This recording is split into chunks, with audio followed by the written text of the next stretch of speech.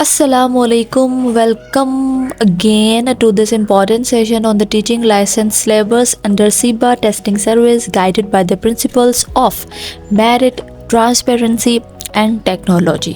हमने अपनी पिछली वीडियो में टीचिंग लाइसेंस के सिलेबस के पार्ट 1 कंटेंट नॉलेज का डिस्कस किया था।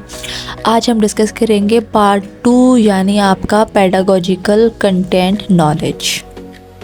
This section is based on B.Ed curriculum designed by HEC and it is especially created to evaluate your teaching knowledge, conceptual understanding, thinking ability and professional skills।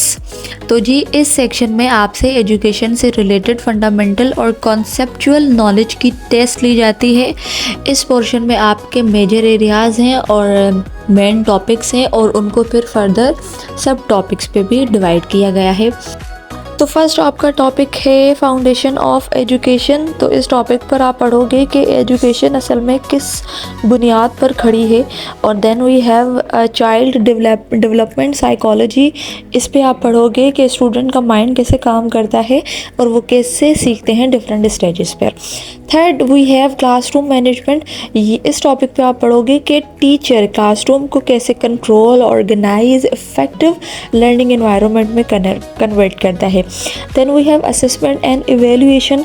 इस topic पर आप पढ़ोगे कि learning को कैसे चेक करते हैं, जज और इम्प्रूव करते हैं प्रॉपर टूल्स और टेक्निक्स के ज़रिए। Then we have school community.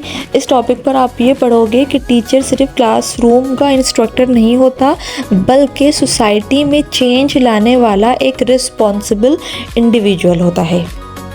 तो जी ये पोर्शन आपका 60% होगा और ये CRQs पर मुश्तमिल होगा यानी कंस्ट्रक्ट रिस्पॉन्स क्वेश्चन। इस सेक्शन में सिर्फ नॉलेज टेस्ट नहीं होता बल्कि ये चेक किया जाता है कि आप कॉन्सेप्ट को कितनी अच्छी तरह समझते हैं, आप आइडियाज़ को कैसे जनरेट करते हैं, आप आंसर्स को कैसे कंस्ट्रक्ट करके लिखते हैं और आप नॉलेज को कैसे अप्लाई करते हैं। तो आप सिर्फ तभी स्ट्रॉन्ग आंसर्स जनरेट कर सकते हैं जब आपका खुद का कॉन्सेप्ट बैकग्राउंड स्ट्रॉन्ग हो। अब मैं आपको एक रियल कॉन्सेप्ट और एक प्रैक्टिकल एग्जाम्पल से समझाती हूँ।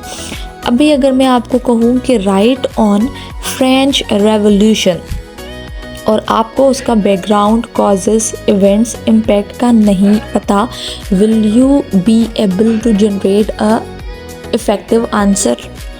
तो आप आइडियाज़ जनरेट नहीं कर सकते, आप स्ट्रक्चर्ड आंसर नहीं लिख सकते, आप कंफ्यूज हो जाएंगे। क्यों? क्योंकि आपका कॉन्सेप्ट ही क्लियर नहीं है। दूसरी मिसाल अगर मैं आपको दूं कि अभी मैं आपको बोलूं कि भाई राइट अबाउट पाकिस्तान, तो आप उस पर काफ़ी अपना अच्छा आंसर लिख सकते हो because you know the history, you know Pakistan geographically, जो आप उसकी ज्योग्राफी भी समझते हो, आप कल्चर को अच्छी तरीके से समझते हो, आप गवर्नमेंट के सिस्टम को समझते हो, आप इकोनॉमी को भी समझते हो। तो answer naturally structured, logically flow करेगा आपका। तो आप वही एक्सप्रेस कर सकते हैं जो आप खुद समझते हैं।